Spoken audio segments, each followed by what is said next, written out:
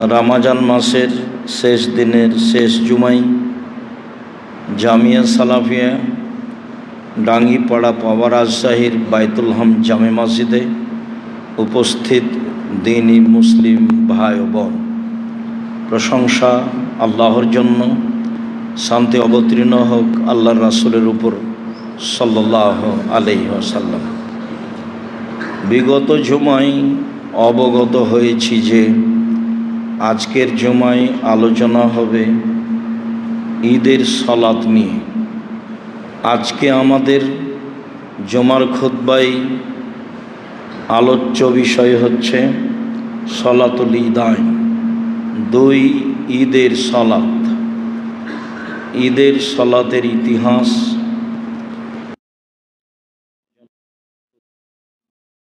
ঈদের জন্য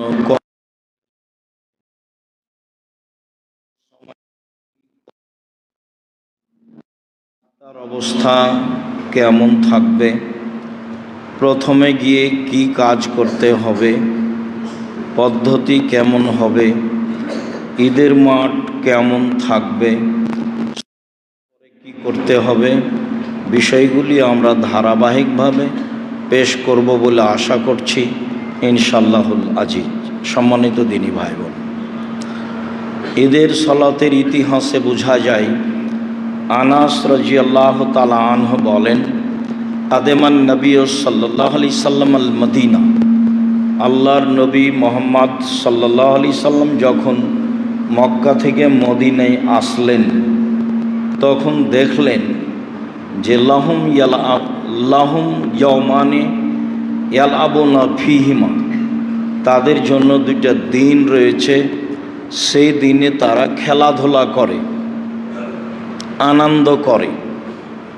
রাসূল সাল্লাল্লাহু আলাইহি সাল্লাম তাদের বললেন, মা হাজানে ইয়াওমানে, এই দুইটি দিন কি, কেন তোমরা এই দুই দিনে আনন্দ করো, খেলাধুলা করো? কালু, তারা বলল, কুন্না নালআবু ফীহিমা ফিল জাহিলিয়া, আমরা জাহিলিয়াতের যুগে এই দুইটি দিনে খেলাধুলা করতাম, আনন্দ করতাম। তখন রাসূল সাল্লাল্লাহু আলাইহি সাল্লাম বললেন, কাদ আবদালাকুমুল্লাহ বেহেমা খায়রান মিনহুম, আল্লাহ তোমাদের এই দুইটা আনন্দের দিনের পরিবর্তে দুইটি দিন দিয়ে দিলেন যা এই দিনের চেয়ে উত্তম। তার একটি হলো ঈদুল আজহা আর একটি হলো ঈদুল ফিতর।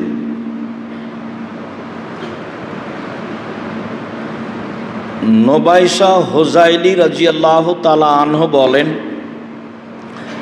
রাসূল সাল্লাল্লাহু আলাইহি সাল্লাম বললেন, সাবধান, ইন্না হাযিহিল আইয়াম আকলিন ওয়া শুরবিন ওয়া যিকরিল্লাহ, এই ঈদের দিন, বিশেষভাবে কুরবানির দিন ও দিনগুলি, এই ঈদের দিনগুলি খাওয়া পান করা ও জিকিরের জন্য।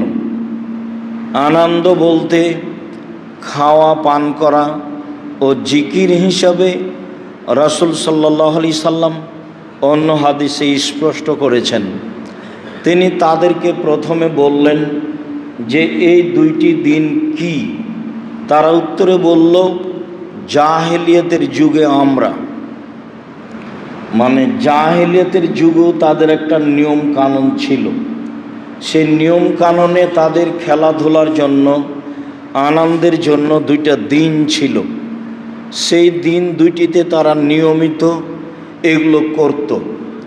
রাসূল সাল্লাল্লাহু আলাইহি সাল্লাম বললেন, দেখো, তোমাদের ওই দিনের পরিবর্তে আল্লাহর নবী অন্য দুইটি দিন দিলেন যা ওই দুই দিনের চেয়ে উত্তম।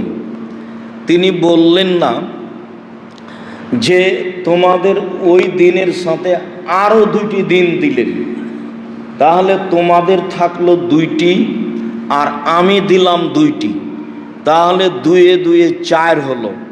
এইভাবে তিনি বললেন না, বললেন যে তোমাদের দিন দুইটিকে আরো ভালো দিনে পরিণত করা হয়েছে, যাতে তোমরা আনন্দ করবে, খাবে, পান করবে, জিকির করবে। খাওয়া পান করা, শ্যাম করা লাগবে না, না খেয়ে থাকা লাগবে না, কোনো ঝামেলা বহন করা লাগবে না। সেই দিন তোমরা খাবা, পান করবা আর জিকির করবা। এই হলো তোমাদের আনন্দের দিন এবং ওই 2 দিনের চেয়ে উত্তম। অত্র হাদিসে আরও প্রমাণ হয় যে কিয়ামত পর্যন্ত মানুষের দিন উদযাপন হিসাবে আর কোনো দিন বের হবে না, তৃতীয় দিন কোনো দিন হবে না। মানুষের যদি পালনীয় কোনো তৃতীয় দিন হতো তাহলে মক্কা বিজয়ের দিন হতো। মানুষের যদি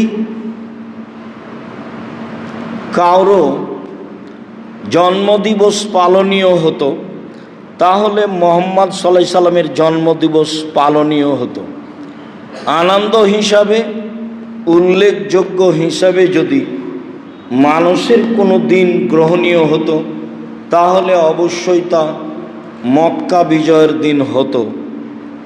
যেহেতু আর কোনো দিন তৃতীয় দিন হিসাবে মক্কা বিজয়ের দিনও হয়নি, বা আনন্দের জন্য আর কোনো দিন হিসাবে রাসূলের পক্ষ থেকে ঘোষণা হয়নি, বা গ্রহণযোগ্য দিন, উল্লেখযোগ্য দিন, ভাবার দিন আর কোনো দিন উল্লেখ হয়নি, কাজেই কিয়ামত পর্যন্ত আর কোনো দিন মুসলমানের জন্য তৃতীয় কোনো দিবস থাকবে না।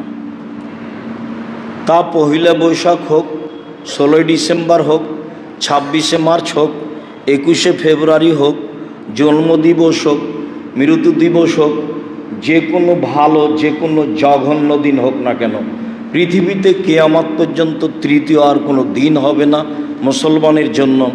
অন্তত পৃথিবীর মুসলমানকে এই কথা মনে রাখা উচিত হবে। মানুষের সামাজিকতা যখন জাহেলিয়াতে পরিণত হয়, ওটাও তো একটা সমাজ, যেটাকে জাহেলিয়াত বলা হয়েছে। রাসূল সাল্লাল্লাহু আলাইহি সাল্লাম বিদায় হজে লম্বা এক ভাষণ দিলেন। ভাষণের এক পর্যায়ে বললেন, শোনো, কুল্লু আমরিন মিন জাহেলিয়া তাহতা কাদামাইয়া। জাহেলিয়াতের যুগের যত নিয়ম কানুন ছিল সব আমি আমার পায়ের নিচে রেখে দিলাম। সুদ জাহেলিয়াতের যুগের একটা নিয়ম। নারীদের এভাবে ঘোরা চলা জাহেলিয়াতের যুগের একটা নিয়ম। ও কথা আল্লাহ স্পষ্ট বলেছেন, ওয়ালা তাবাররুজনা তাবাররুজাল জাহেলিয়াতিল উলা। মহিলারা চলাফেরা করতে পাবে না জাহেলিয়াতের যুগের চলাফেরার মতো। তাহলে জাহেলিয়াতের যুগে মহিলাদের চলাফেরা একটা ছিল যেটা আল্লাহ না করে দিলেন। আর জাহেলিয়াতের যুগে সুদ প্রথা ছিল, অনেক জাহেলিয়াতের নিয়ম আল্লাহর নবী না করে দিলেন, তার একটা জাহেলিয়াতের যুগের সুদকে না করে দিলেন। আরও 1 মিনিটের জন্য উল্লেখযোগ্য যে জাহেলিয়াতের যুগে মহিলাদের স্বামী মারা গেলে 1 বছর শোক পালন করতে হতো। বাড়ির পিছন দিকে একটা কোণে ঘর করে দেওয়া হতো, তার জন্য থাকতো একটা প্লেট ভিন্ন, যাকে আমরা গ্রামের বাড়িতে ছাই তোলা প্লেট বলি। চুলাতে প্লেট ঢুকে যে ছাই উঠানো হয়, ছাই তোলা প্লেট, ময়লাযুক্ত একটা গ্লাস এবং ময়লাযুক্ত কাপড় পরে তাকে থাকতে হতো 1 বছর। তার নাম ছিল শোক পালন, বুখারী মুসলিম। তারপরেও পবিত্র হওয়ার পদ্ধতি ছিল অতীব জঘন্য। তার আংশিক যে একটা গাধা তার সামনে নিয়ে যাওয়া হতো, সেই গাধার গায়ে এবং নিজের গায়ে গোবর ছিটিয়ে দিয়ে পবিত্র হতো। বাকি অংশ অন্য সময়ে। যে একজন মহিলাকে পবিত্র হওয়ার জন্য স্বামী মারা গেছে তাই পবিত্র হতে হবে, 1 বছর বাড়ির পিছনে ছাইতলা প্লেটে খাবে, ময়লাযুক্ত গ্লাসে পানি খাবে, ময়লাযুক্ত কাপড় পরে থাকবে, সেখানে তার সাথে কেউ থাকবে না, অন্য কেউ খাবার দিয়ে আসবে, তার জন্য হবে জীর্ণ শীর্ণ বাড়ির পিছনে একটি কুঁড়ে ঘর, প্রমাণে বুখারী মুসলিম, তার নাম জাহেলিয়াত। রাসূল সাল্লাল্লাহু আলাইহি সাল্লাম সেই জাহেলিয়াতকে তুলে দিয়ে বললেন, না, মহিলাদের স্বামী মারা গেলে তারা 4 মাস 10 দিন বাড়িতে থাকবে, গায়ে যে পোশাক আছে সেই পোশাকই থেকে যাবে, 4 মাস 10 দিন বিবাহ শাদী বসবো এই প্রস্তুতিতে কোনো নতুন পোশাক পরতে পাবে না, নতুন কোনো গয়নাগাঠি পরতে পাবে না। স্বামী মারা গেলে গয়না খুলে ফেলতে হবে, এটা হিন্দুদের নীতি। পোশাক পরিবর্তন করতে হবে, হিন্দুদের নীতি। তবে অন্য কোথাও যেতে পাবে না, এ কথা আল্লাহ রসুল বলেছেন। সাজগোজ করতে পাবে না, এ কথা আল্লাহ রসুল বলেছেন। হ্যাঁ, নিরাপত্তা হিসাবে যেখানে স্বামী মারা গেছে সেখানে যদি তার নিরাপদ ব্যবস্থা না থাকে, তাহলে ছেলের বাসায় বা ভাইয়ের বাসায় বা নিরাপদ স্থানে গিয়ে অবস্থান করতে পারে। এরও প্রমাণে বুখারী মুসলিমের হাদিস রয়েছে। সম্মানিত দিনী ভাই বোন, জাহেলিয়াতের সব কিছু বাতিল। অতএব দিবস মানাও জাহেলিয়াত। দিবস মানা একটা জঘন্য, বর্বর, নিকৃষ্ট, ন্যাক্কারজনক জাহেলিয়াত। কেন আপনার ছেলের দিবস এইভাবে মানতে হবে? আগের দিন একটু খানা পানি করেন তো দেখি, সেই দিনে কি আছে? কে আপনাকে বলে দিল?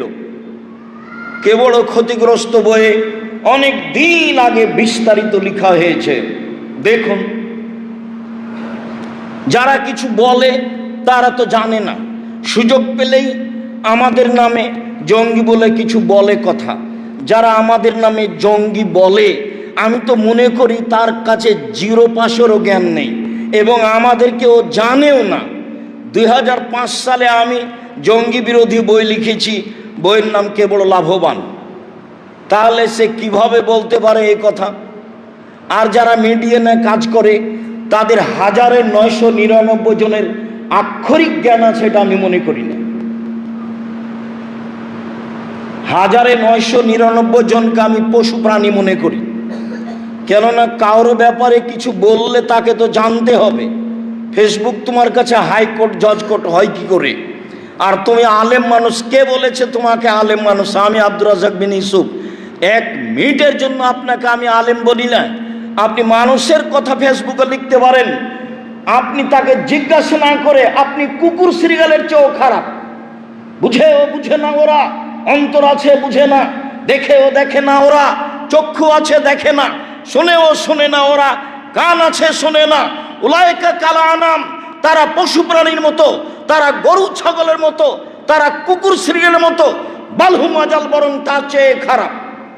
কারো ব্যাপারে মন্তব্য করতে হলে আগে জানতে হবে, জেনেই যদি সেটা দোষ ত্রুটি হয় তাহলে তাকে ঢাকতে হবে। এই কথা রাসূল সাল্লাল্লাহু আলাইহি সাল্লাম বলেন, আদেশ করেছেন। তিনি বলেছেন, মান সাতারা মুসলিমান সাতারাহুল্লাহু ফিদ দুনিয়া ওয়াল আখিরাহ। কেউ যদি কোনো দোষ মুসলমানের ঢেকে রাখে, আল্লাহ তার দোষ ত্রুটি ইহকালও ঢাকবেন, পরকালও ঢাকবেন। হাদিসে কুদসিতে এসেছে, বিচারের মাঠে আল্লাহ তাআলা একটা লোককে নিয়ে আসবেন, বাহু দিয়ে অন্তরাল করে নিয়ে ঢেকে নিয়ে বলবেন তার আমলনামাটা তার সামনে পেশ করে, দেখো তো এগুলি কি তোমার আমল? না, তোমার আমল কাউকে দেখতে দিবেন না আল্লাহ। তখন বলবে, জি, এগুলো আমারই কর্ম। আল্লাহ বলবেন, তুমি কি মনে করো আমার ফেরেশতারা অন্যায় লিখেছে? জি না, আমি মনে করি না যে অন্যায় লিখেছে, এগুলো ঠিকই আছে, এগুলো আমারই কর্ম। তাহলে তুমি কি আমাকে কিছু বলতে চাও? জি না, আমি আপনাকে কিছু বলতে চাই না। শোনো, তুমি মানুষের দোষ ত্রুটি ঢেকে রাখতে দুনিয়াতে, তাই আমি আল্লাহ মানুষের তুমি দোষ ত্রুটি ঢেকে রাখতে পারো, আমি আল্লাহ তোমার দোষ ত্রুটি বিচারের মাঠে ঢাকতে পারি না। যাও, তোমার পাপের বিচার হবে না, তুমি জান্নাতে চলে যাও। উপদেশ বইয়ের প্রথম আলোচনাতে হাদিস দেওয়া আছে, দেখেন। বই তো আপনার জন্যই লিখেছিলাম। কেনই বা পড়েন না? বা আপনার ভাই বোন পড়ে না, আত্মীয় স্বজন পড়ে না? জাতির যদি রাস্তাঘাট করে দিতে না পারি, জাতির যদি স্কুল কলেজ করে দিতে না পারি, জাতিকে চূড়ান্ত সঠিক ধর্ম দিতে পারবো ইনশাআল্লাহ। ধর্মের ব্যাপারে জাতিকে ফাঁকি দিয়ে পরকাল হারাতে রাজি নই, এবং কোনোদিনই যেটা অন্যায় সেটার কাছে মাথা নত করিনি। বাকি জীবন করব এরকম কোনো আশঙ্কা ভিতরে বিরাজ করে না। আল্লাহ সহযোগী। সম্মানিত দিনী ভাই বোন, পৃথিবীতে কিয়ামত পর্যন্ত কোনোদিন পালনীয় হিসাবে দিবস হবে না, অন্তত মুসলমান হিসাবে মনে রাখতে হবে পালনীয় দিবসই শিরক। কেন আপনি পালন করবেন? রাসূল সাল্লাল্লাহু আলাইহি ওয়াসাল্লাম তো না করে দিলেন।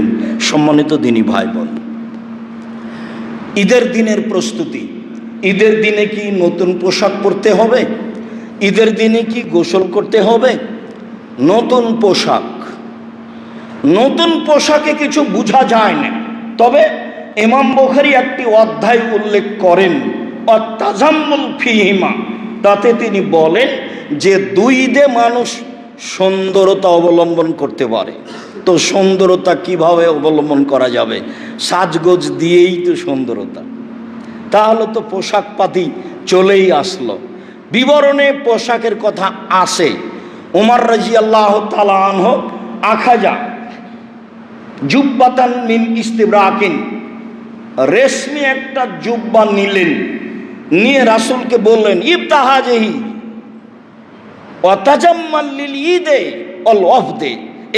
এই রেশমি জুব্বাটা আপনি কিনেন, এইটা আপনি ঈদে ব্যবহার করবেন, ঈদের দিন, এবং আগন্তুকের সাথে সাক্ষাতের জন্য এটা ব্যবহার করবেন। বাহিরের কোনো মানুষ আসলে তার সাথে জীর্ণ শীর্ণ পোশাকে সাক্ষাৎ করা হবে না, ময়লা পোশাকে সাক্ষাৎ করা হবে না। আগন্তুকের সাথে ভালো পোশাকে, পরিষ্কার পরিচ্ছন্ন পোশাকে পরিপাটি হয়ে সাক্ষাৎ করতে হবে। এটাই ইসলাম, এটাই বুখারী মুসলিমের হাদিস। এবং দুই ঈদে সাজগোজ করতে হবে, ভালো পোশাক হতে হবে, এটাই ঠিক। পরিষ্কার হতে হবে, এটাই ঠিক। অত্র বুখারী মুসলিমের হাদিস প্রমাণ করে। তার অর্থ কি এই যে একাধিক জামা কিনতে হবে? তার অর্থ কি এই যে একাধিক স্যান্ডেল কিনতে হবে? কিনা যায়, কিন্তু এই প্রথার বিরোধিতা করার জন্য আমি আব্দুর রাজ্জাক বিন ইউসুফ এখন পর্যন্ত ঈদের জন্য কোনোদিন কোনো পোশাক আমি নিইনি। নেওয়া যায়, কিন্তু মানুষ যেটা করছে তাতে তো বাজার সামলাতে পারবে না।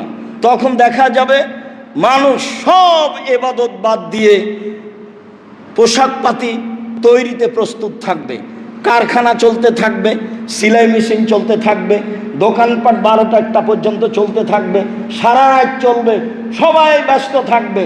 তাহলে 10 মাস যা মানুষ ইনকাম করেছে 11 মাস এই রমজান মাসে সমান করে নেবে, তার চেয়ে বেশি বৈরূপ। তাহলে ইবাদত থাকবে কোথায়?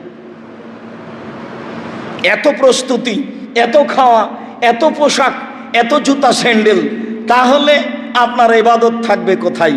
সম্মানিত দিনী ভাই বোন, সুন্দর হতে হবে পোশাক, পরিষ্কার হতে হবে, পরিপাটি হতে হবে, সাজগোজ হতে হবে, এইটাই ঠিক। গোসলও তার অন্তর্ভুক্ত। তবে ঈদের দিন গোসল করতে হবে, এর প্রমাণে স্পষ্ট বিবরণ দেখা যায় না।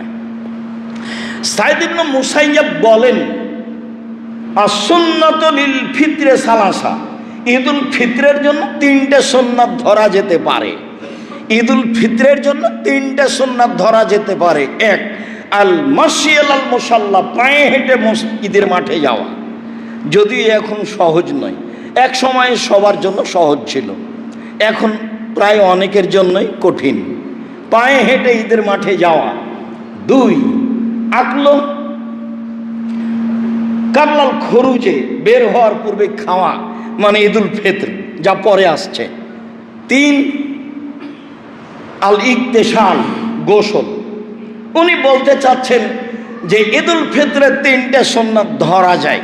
তবে হাদিসে জুমার দিন গোসলের কথা এসেছে, 2 ভাবে এসেছে। একভাবে জুমার দিন গোসল করা গুরুত্বপূর্ণ সুন্নাত, একভাবে জুমার দিন গোসল করা ভালো। আবার এসেছে মান গাসসালা ওয়াগতাসালা, যে নিজে গোসল করলো, স্ত্রীকে গোসল করালো, মানে পারিবারিক বিষয়টি হওয়ার পরে নিজেরা 2জনই গোসল করলো, অলাবেসা মিন আহসানি সিয়াবিহি, ভালো পোশাক পরিধান করলো, অমাসা মিন তিবিন কারা ইনদাহু, আর সম্ভব হলে গায়ে আতর লাগালো, পায়ে হেঁটে মসজিদে গেল, কাউকে কাঁধ ডিঙ্গিয়ে সামনে গেল না, ইমামের খুতবা শুনলো, ইমামের সাথে সলাত আদায় করলো, তাহলে প্রত্যেক পদক্ষেপ সমান হজ এবং উমরার নেকি হবে। বা প্রত্যেক পদক্ষেপ সমান সারা বছর ইবাদত করলে যা নেকি হবে তাই হবে।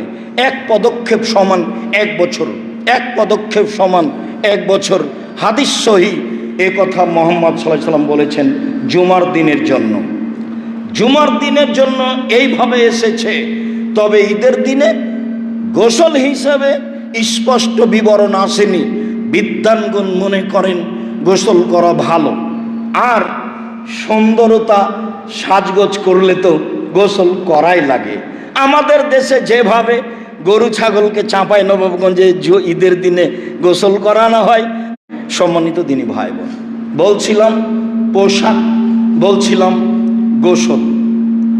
এইবার ঈদের দিনে ইয়াকুলা তামারাতিন ও ইয়াকুলহুন্না বিত্রান, আল্লাহর নবী ঈদুল ফিতরে কয়েকটা খেজুর না খেয়ে যেতেন না। খেজুরের জন্য তো প্রস্তুতি লাগে না। আমাদের দেশে যেইভাবে ঈদের দিনে প্রস্তুতি নেয় মহিলারা, তাতে তাদের ঈদের মাঠে যাওয়ার তেমন সুযোগ নেই বললেই চলে, বা আগে থেকে প্রস্তুতি নিতে হবে। ওরা আবার এত কিছু বুঝেনি। কয়েকটা খেজুর, বলেন তো খেজুরে কি প্রস্তুতি লাগবে? রাসূল সাল্লাল্লাহু আলাইহি সাল্লাম কয়েকটা খেজুর না খেয়ে ঈদের মাঠে বের হতেন না। তবে তিনি বিজোড় খেজুর খেতেন মর্মে বুখারী মুসলিমের হাদিস। বুরায়দা রাদিয়াল্লাহু তাআলা আনহু বলেন, লা ইয়াখরুজুন নবী সাল্লাল্লাহু আলাইহি সাল্লাম ইয়াউমাল ফিতরে হাত্তা ইয়াতামা ওয়ালা ইয়াতামু ইয়াউমাল আযহা হাত্তা ইসাল্লিয়া। রাসূল সাল্লাল্লাহু আলাইহি সাল্লাম ঈদুল ফিতরে না খেয়ে বের হতেন না, আর ঈদুল আজহাতে সলাতের পরে খেতেন। আমরা বুঝে নিয়েছি যে ঈদুল আজহাতে শুয়া পহর কিছু সময় রোজা সিয়াম থাকতে হবে। জি না, এইটা নয়। ঈদুল ফিতরের সুন্নাত খেয়ে ঈদের মাঠে যেতে হবে, আর ঈদুল আজহার সুন্নাত এসে খেতে হবে। খুব ভালোভাবে আমাদের কাছে স্পষ্ট থাকা উচিত যে ঈদুল ফিতরে খেয়ে যেতে হবে, আর ঈদুল আজহাতে এসে খেতে হবে। আগের হাদিসে খেজুরের কথা হয়েছে বুখারী মুসলিম, আর পরের হাদিস আবু দাউদ নাসাই তিরমিজিতে হাদিস সহি, তাতে খাদ্যের কথা রয়েছে। তাতে সারা পৃথিবীর সবাই চলে আসলো, বাংলাদেশও তার অন্তর্ভুক্ত, বা আমরাও তার অন্তর্ভুক্ত। এখন প্রস্তুতি যত, তা আমি সব মিলে পছন্দ করি না। যদিও হোজাইল নোবাইসা আল হোজাইলির বিবরণে বোঝা গেছে যে ঈদ বলতে খাওয়া পান করা ও জিকির। খাওয়া পান করা ও জিকির যদি হয়, তাহলে খাওয়ার একটা ভালো প্রস্তুতি না থাকলে সেটা হলোই বাকি করে। আচ্ছা ঠিক আছে, খাওয়া পান করা ভালো, সেটা তো ভালো, কিন্তু ঈদের সলাতের আগেই করতে হবে। এত প্রস্তুতি নিলে তারা কিভাবে যাবে ঈদের মাঠে? পরে প্রস্তুতি নেই, সলাত থেকে এসে সম্মানিত দিনী ভাই বোন খেয়ে ঈদের মাঠে যেতে হবে। খেজুর খেয়ে যাওয়া উত্তম, হাদিস সহি। সব খাদ্য খেয়ে যাওয়া জায়েজ, মানুষের যেভাবে অনুকূলে হয়। কখন ঈদের মাঠে যেতে হবে, ঈদের মাঠে কখন যেতে হবে যা প্রমাণ হয়, তাতে আমাদের দেশে ভুল পদ্ধতি বিরাজমান। সম্মানিত দিনী ভাই বোন, রাসূল সাল্লাল্লাহু আলাইহি সাল্লামের বিবরণে যা বোঝা যায়, খারাজা আব্দুল্লাহ ইবনে বুসর সাহেব রাসূলুল্লাহ সাল্লাল্লাহু আলাইহি সাল্লাম, আব্দুল্লাহ ইবনে বুসর রাসূলের সাথী, তিনি বের হলেন ফি ইয়াউমে ঈদে ফিতরিন মান নাসে, কিছু লোককে সাথে নিয়ে ঈদুল ফিতরে। আনকারা ইবতে আল ইমামে, ঈদের মাঠে গিয়ে ইমামের সলাতকে দেরি করাকে না করে দিলেন। তাতে তিনি বললেন, বলো কি তুমি ঈদের সলাতে তো দেরি করো, মানে কাদ ফারাগনা শাআতানা হাজিহি ইন্না কুন্না মা নবী সাল্লাল্লাহু আলাইহি সাল্লাম, আমরা রাসূলের সাথে ঈদের সালাত আদায় করেছি, এই সময় আমরা সালাত থেকে অবসর হয়ে গেছি। ওয়াদালিকা হিনাত তাসবিহ, এটা হলো চাস্তের সময়, 7টা, 7:30, 8টা এরকম সময় আমরা সালাত শেষ করেছি। তারা ফজরের সালাত আদায় করতে যায় পকেটে খেজুর নিয়ে। এখন ফজরের সালাতের পরে একটু তাসবিহ করে সূর্য উঠলে খেজুরটা মুখে দিয়ে ওই মাঠেই ঈদের সালাত মানে মসজিদেই সালাত আদায় করে চলে আসে। এইটা আবার অনেক নিয়ম উল্টা হয়ে যাচ্ছে, তাতে তার প্রস্তুতি থাকে না, তাতে তার মাঠের সুন্নাত থাকে না। আর আমাদের তো নিয়ম পরিবর্তন হতে হতে কত যে পরিবর্তন হলো। সম্মানিত দিনী ভাই বোন, অত্র বুখারীর বিবরণে বোঝা যায় যে সকালে সকালে ঈদের মাঠে যেতে হবে। তাতে আমাদের দিকে 6:30, 6টে, 6:30, 7টা, 7টা পার করলে সময় উপেক্ষা করে চলে যাব। 8টা, 8:30, 9টে, 10টার প্রশ্নই আসে না। এই সময়ের সাথে শরীয়তের কোনো সম্পর্ক নাই। সারা দুনিয়ার মানুষ যদি এই সময়ে সালাত আদায় করে শরীয়তের সাথে মিল খাবে না। অসময়ে 10:30, 11টার সময় সাহাবীগণ এসে বললেন আমরা চন্দ্র দেখেছি। আল্লাহ রাসূল বললেন, এই সাহাবীরা শোনো, সিয়াম ছেড়ে দাও, ঈদ আগামীকালকে হবে। কেন? এখনো তো জোহরের টাইম হয়নি, ঈদের সালাত আদায় করে নেওয়া যায় না? এই শোনো, সিয়াম ছেড়ে দাও, সালাত আগামীকালকে হবে, চলো তাড়াতাড়ি সালাত আদায় করি, এমন কিছু বললেন না। তার মানে ঈদের সালাতের সময় আছে। কয়েকটি জরুরি কথা। 1, ঈদের মাঠ সাজানো নিষেধ। রাসূল সাল্লাল্লাহু আলাইহি সাল্লাম মসজিদে নববীর উপর দিয়ে পায়ে হেঁটে প্রায় 500 গজ দূরে গেলেন, গিয়ে ফাঁকা জায়গায় ঈদের সালাত আদায় করলেন। যেই মসজিদে এক ওয়াক্ত সালাত আদায় করলে পৃথিবীর অন্য মসজিদের চেয়ে 1000 গুণ বেশি নেকি হবে। এই মসজিদের উপর দিয়ে ডিঙ্গিয়ে পায়ে হেঁটে মসজিদের উপর দিয়ে চলে গেলেন, বাইরে গিয়ে ফাঁকা জায়গায় সালাত আদায় করলেন। বোঝা যাচ্ছে ঈদের সালাত মসজিদ ছাড়াই ভিন্ন জায়গায় হতে হবে এবং সেখানে কোনো ঘেরা থাকবে না, মিম্বার থাকবে না, সেখানে ইমামের কোনো মেহরাব থাকবে না, জমি দখলের জন্য প্রাচীর থাকতে পারে, ঈদের মাঠ সাজানো হবে না। এখন যেভাবে ঈদের মাঠ সাজানো হচ্ছে তাতে মনে হচ্ছে যে বাসর ঘর। এক অভিনব দৃশ্যে ঈদের মাঠ সাজানো হচ্ছে। আলেম ওলামা সমাজ থেকে হারিয়ে যাবে, গায়রিয়ত মানিজ্যত বিদায় নিবে। তারা আর বিদ্যা দিয়ে চলতে চাইবে না, তারা শরীয়তের দাম দিয়ে চলতে চাইবে না। তারা হবে বন্যার পানির খড়কুটার মতো। বন্যার পানি যেই দিকে ছুটে যায় খড়কুটা সেদিকেই ছুটে যায়। এক সময়ে আলেম ওলামা এইটাই হয়ে যাবে। তাই এখন আপনি দেখতে পাচ্ছেন তার কাছে শরীয়তের কোনো দাম নেই। সবাই মিলে হাত তুলে দোয়া করলে মাওলানা সাহেবও করছেন। অবশ্য আগে আমি বললাম কি করবে বলো, হাত তুলে তো দোয়া হবে। যখন আসবেন তখন তো দাঁড়াতে হবে, তোমরা তো দাঁড়াবা, কি করবে বলো। দেখো, অল্প দিন বাঁচতে এসে পরকাল হারাতে রাজি নই, যা হবে হবে। অল্প দিন বাঁচতে এসে পরকাল হারাতে রাজি নই। আমি কথাটা কয়েকবার বলেছি, ডানেও বলেছি, বামেও বলেছি। সম্মানিত দিনী ভাই বোন, বলছিলাম সত্যই ঈদের মাঠকে এইভাবে সাজানো হারাম। এক, ঈদের মাঠে জায়গা না হলে শত জায়গায় ঈদের মাঠ হোক, গ্রামে গ্রামে হয়ে যাক, নহলে মসজিদেই চলে যাক নিরুপায় হয়ে, নইলে ঈদের স্কুল মাঠে হোক, যেখানে সহজ সেখানে ঈদের সালাত হোক। কিন্তু এক মসজিদে এক মাঠে একাধিকবার সালাত হবে এর কোনো প্রমাণ কিয়ামত পর্যন্ত হবে না। ভাগ হয়ে যাক, ভাগ হয় তো সন্ধ্যা, না ধরলে বড় করবেন, বড় না করতে পারলে ভাগ করবেন, না হলে যতদিন হয়নি স্কুল মাঠে পড়বেন। স্কুল মাঠ কি মাইরে খেয়েছেন? দেশে তো আছে স্কুল মাঠ। সম্মেলন প্রোগ্রামের সময় তো স্কুল মাঠে করেনি। যে কোনো জায়গাতে ঈদের সালাত আদায় করবেন, জায়গা ব্যবস্থা না থাকলে রাসূলের পদ্ধতিতে করতে হবে, অবশ্যই তা ফাঁকা জায়গা হতে হবে, অবশ্যই তা ঘেরা থাকবে না, অবশ্যই সেখানে কোনো কিছু সাজানো হবে না, অবশ্যই সেখানে একাধিকবার সালাত হবে না, একবার। সম্মানিত দিনী ভাই বোন, বুঝে আমল করার চেষ্টা করি। আল্লাহুম্মা আমিন। আল্লাহুম্মা সাল্লি আলাইহি আল্লাহুম্মা বারিক।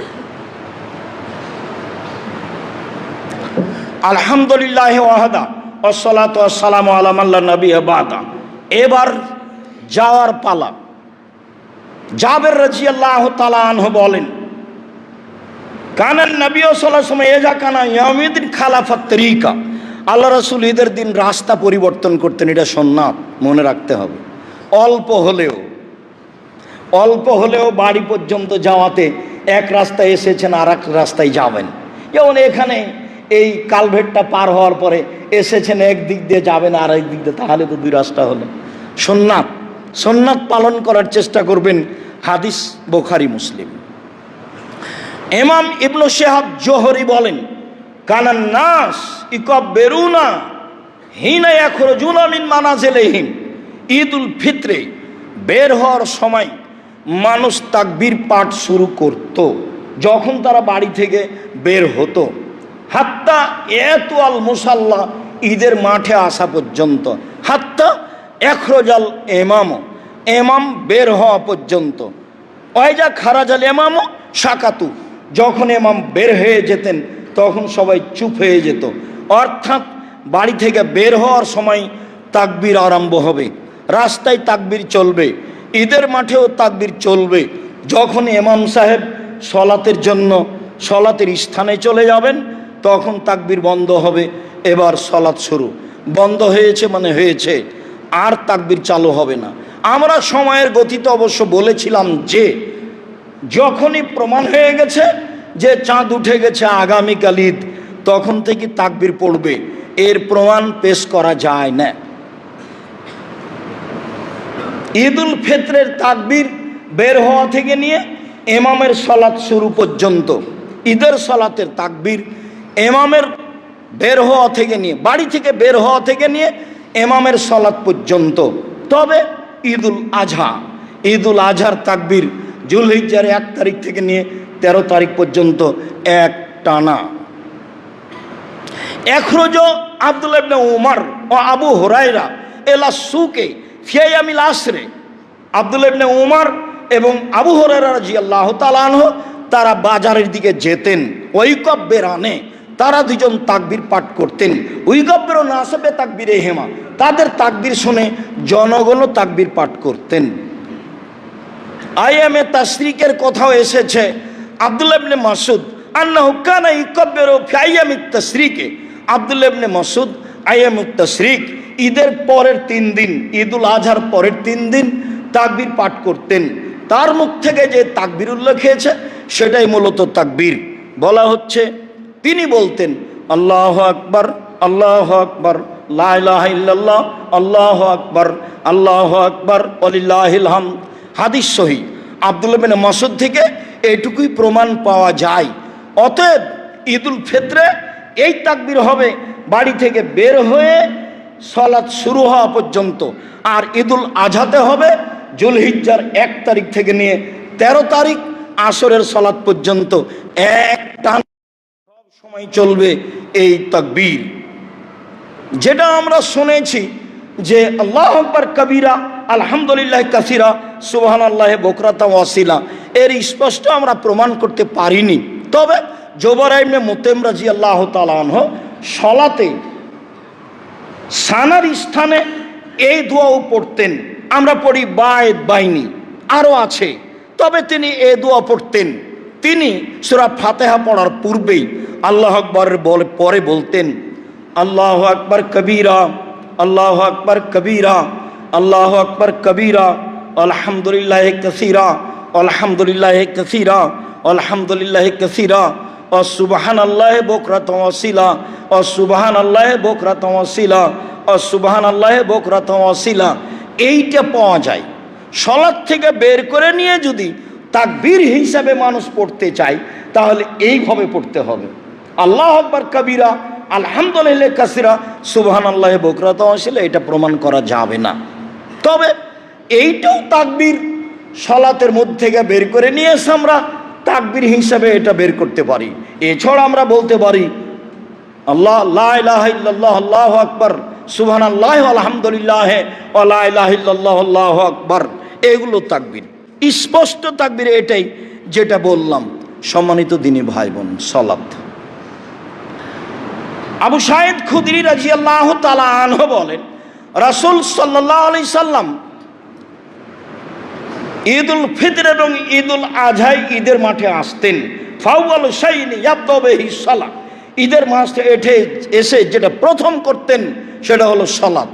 ঈদের মাঠে সালাতের পূর্বে কারো বক্তব্য চলবে না, সে যেই হোক না কেন, এমপি মন্ত্রী যেই হোক, কারো বক্তব্য চলবে না, সব নাজায়েজ হারাম। আব্দুল মালিক ইবনে মারওয়ানের বক্তব্য জনগণ শুনত না। তখন উনি বলতেন যে আমার বক্তব্য শুনবা না তো সালাতের আগেই বক্তব্য দিব। তা সালাতের আগে মিম্বারে উঠেছে, তখন আবু সাঈদ খুদরি তার হাত ধরে টানে, বলছে এই না, সালাতের আগে বক্তব্য কেন? ইনি হচ্ছেন দেশের আমির, দেশের সরকার, উনি হচ্ছেন সাহাবী, হাত ধরে টেনে নামিয়ে দিচ্ছেন। তখন নেতা বলছেন আমি যেটা জানি তুমি সেটা জানো না, তাহলে তোমার জানার প্রয়োজন নাই, আমি যেটা বলছি সেটাই, তুমি যদি না নামো তাহলে আমি ঈদের মাঠেই থাকবো না। উনি ঈদের মাঠেই থাকেননি, চলে গেছেন তো সরকার। যেখানে রাসূলের সুন্নাত নাই সেখানে আমি আবু সাঈদ খুদরি নেই, যার কথা গত জুমায় বলছেন যে দুলিয়া একদিকে হয়ে গেল, আমি মুআবিয়ার কথা মানব না। শস্যই দিতে হবে, এক সাই দিতে হবে, শস্যই দিতে হবে, এক সাই দিতে হবে। কিয়ামত পর্যন্ত আমি মুআবিয়ার কথা মানব না, মুআবিয়ার আমি মূল্য হিসাব গ্রহণ করি না, আমি সেটা মানি না। সম্মানিত দিনী ভাই বোন, চিরদিন বেদাতের বিরুদ্ধে লড়ে গেছেন আবু সাঈদ খুদরি রাদিয়াল্লাহু তাআলা আনহু। আবু সাঈদ খুদরি রাদিয়াল্লাহু তাআলা আনহু বলেন, আল্লাহর নবী ঈদের মাঠে আসলেন, মানুষের সাথে সালাত আদায় করলেন। এবার তিনি মানুষের মুখামুখি দাঁড়ালেন, মানুষ সবাই নিজ নিজ লাইনে বসে থাকলো। তিনি মানুষকে উপদেশ দিলেন। উপদেশ, মানুষকে উপদেশ দেওয়াতে তিনি কিছু আদেশ করলেন, কিছু নসিহত করলেন। অন্য বর্ণনায় এসেছে, দুইটাই বর্ণনায় আবু সাঈদ খুদরির বিবরণে, মানুষের কাছে উপদেশ দেওয়ার পরে ফাআতান নিসা ফামাররা আলান নিসায়ে, তিনি মহিলাদের কাছে আসলেন। মহিলাদের কাছে এসে এক বর্ণনায় এসেছে ফা আমারা ওয়াজাহুন্না, তিনি তাদের উপদেশ দিলেন, তাদের নসিহত করলেন। ও আমারা তা সাদাকা, এবং তাদের সাদকা করতে বললেন, দান করতে বললেন। আমি আবু সাঈদ খুদরি দেখলাম, রায়তহুন্না, মহিলাদেরকে আমি দেখলাম, ইহুবিনা এলা আদানেহিন্না ও হলুকেহিন্না, রাসূলের কথা শুনে তাদের হাতকে কানের দিকে নিয়ে যাচ্ছে এবং গলার দিকে নিয়ে যাচ্ছে। তারা কান থেকে তাদের গয়না খুলে এবং গলা থেকে তাদের গয়না খুলে হস্তান্তর করলো বেলাল রাদিয়াল্লাহু তাআলা আনহুর কাছে। বেলাল রাদিয়াল্লাহু তাআলা আনহু সেগুলো কাপড়ে উঠিয়ে নিয়ে চলে গেলেন, আল্লাহ রাসূল চলে গেলেন। বিবরণ যিনি পেশ করছেন আবু সাঈদ খুদরি, তিনি এইভাবে বলছেন। অন্য এক বর্ণনায় এসেছে, তিনি বলছেন, মহিলারা শোনো, তোমাদের যদি টাকা না থাকে তাহলে তোমাদের গয়না হলেও দান করে জাহান্নাম থেকে বাঁচো। বুখারী মুসলিমের এই হাদিস যেটা পরে বলতে চাচ্ছি, সেই হাদিসে আবু সাঈদ খুদরি বলেন, রাসূল সাল্লাল্লাহু আলাইহি ওয়াসাল্লাম বললেন মহিলাদের সামনে এসে, ইয়া মাশারান নিসা, হে মহিলারা শোনো, তাসাদ্দাকনা, তোমরা দান করো, ফাইন উরিতুকুনা আকসার আহলিন নারে, আমি তোমাদেরকে অধিকাংশ দেখি জাহান্নামে। জাহান্নাম বলতে নারী আর নারী, জাহান্নামের অধিকাংশ মানুষই নারী। জাহান্নাম বলতে নারী আর নারী, জাহান্নামের অধিকাংশ মানুষই নারী। তোমরা জাহান্নাম থেকে বাঁচার জন্য দান করো, দান করেই জাহান্নাম থেকে বাঁচতে পারো। অত্র বুখারী মুসলিমের হাদিসে ঘোষণা আল্লাহ রাসূল এভাবে বললেন। একজন মহিলা বলে উঠল, কেন আমরা বেশি জাহান্নামে যাব কেন? মদিনার মহিলারা রাসূলের সামনে কথা বলতেন, কেন যাব? তখন আল্লাহ রাসূল তিনটা কারণ উল্লেখ করলেন। এক, তুকসিরনাল লানা, তোমরা বেশি বেশি অভিশাপ করো, এই খারাপ ওই খারাপ, এই ভালো সেই ভালো, স্বামী ভালো স্বামী খারাপ, তোমাদের মুখে ভালো মন্দর বিবেচনা খুব বেশি। এই একটা। দুই, তাকফরনাল আশিরা, স্বামীকে মেনে চলো না। একটু যদি তোমার সাথে মন্দ কিছু হয় তাহলে সারা জীবনকে তুমি উল্টিয়ে দাও, দিয়ে বলো যে তোমার সংসারে কোনোদিন আমি সুবিধা দেখিনি, তোমরা স্বামীর শুকরিয়া আদায় করতে পারো না, এই জন্য তোমাদের অধিকাংশই নারী জাহান্নামে যাবে। তিন, মারাই তুমি না কেসে তাকলি ন দিনিন আজহাবেল রুব্বিল রাজুলিল হাজেম, আমি দেখিনি তোমাদের চেয়ে কাউকে যে বুদ্ধিমানের বুদ্ধিকে নষ্ট করতে পারে। তোমরাই হাসি দিয়েই বুদ্ধিমানের বুদ্ধিকে নষ্ট করতে পারো, তোমরা কথা বলেই বুদ্ধিমানের বুদ্ধিকে নষ্ট করতে পারো। ভুলেও কখনো তাদের ফাঁদে পড়বেন না, নিজেও হারাবেন, মান সম্মানও হারাবে, চাকরি বাকরিও হারাবে, অর্থ সম্পদও হারাবে, বংশের মান সম্মান হারাবে। সাবধান থাকবেন। রাসূল সাল্লাল্লাহু আলাইহি সাল্লাম তাদের ব্যাপারে আপনাকে খুব সতর্ক করেছেন। তিনি তিনটা কারণ উল্লেখ করেছেন নারীরা বেশি জাহান্নামে যাবে তার। এক, তাদের মুখে বিবেচনা বেশি। দুই, স্বামীকে অমান্য করা বেশি। তিন, তারা পুরুষ মানুষকে ভুল পথে নিয়ে যেতে পারে বেশি। এই তিনটা কারণ আল্লাহ রাসূল উল্লেখ করেছেন, হাদিস বুখারী মুসলিম। সম্মানিত দিনী ভাই বোন,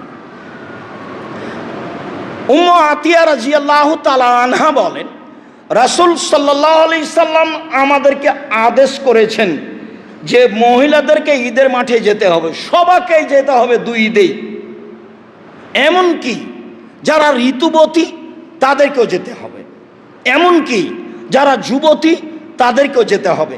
ইয়াসহাদনা জামাতাল মুসলিমিন দাওয়াতাহুম, তারা ঈদের মাঠে জামাতে উপস্থিত হবে, তাদের দোয়াতে উপস্থিত হবে। তাদের দোয়া কি? তাহলে কি হাত তুলে দোয়া নাকি? এক শ্রেণীর মৌলানা 2-4-10-20 বছর আগে ধরে নিয়েছিল এই যে হাত তুলে দোয়া, অথচ কোনো দিন দেখেনি যে আসলেই কি এটা হাত তুলে দোয়া।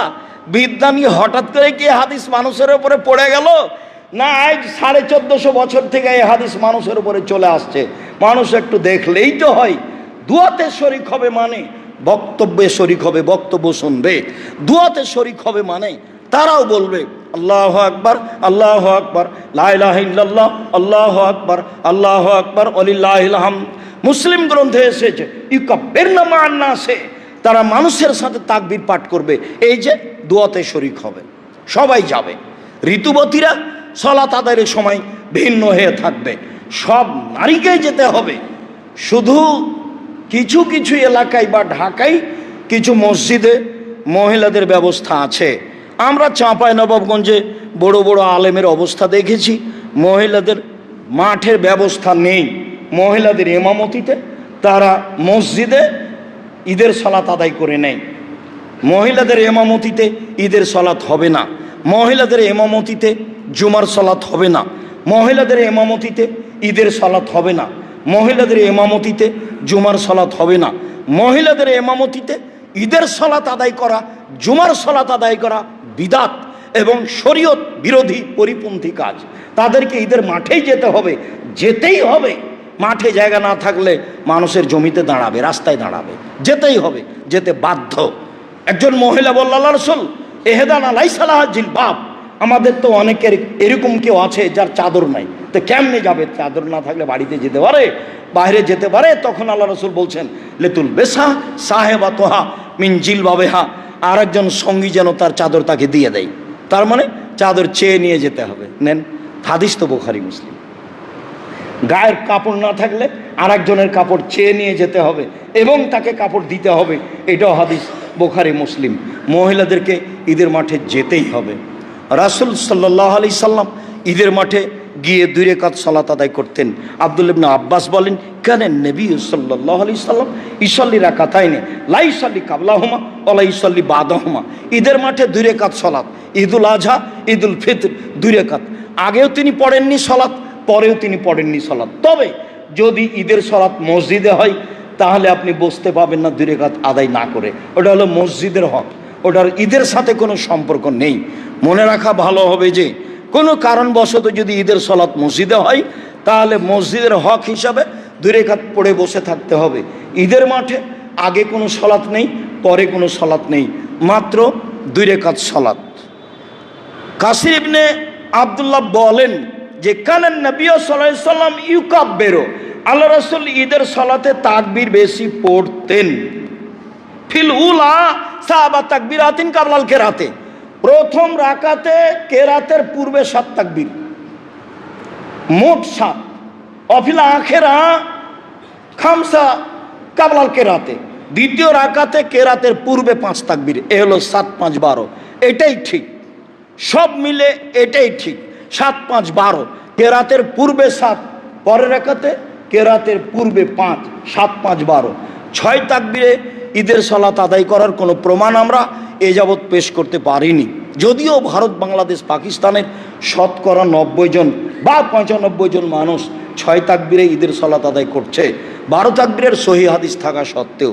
যেহেতু যখন মানুষ মাযহাবের কবলে পড়ে যায়, তখন সেখান থেকে বের হয়ে আসা মান সম্মানের ব্যাপার থাকে, তখন কত দলিল পেশ করে যায় যে তার কোনো হিসাব থাকে না।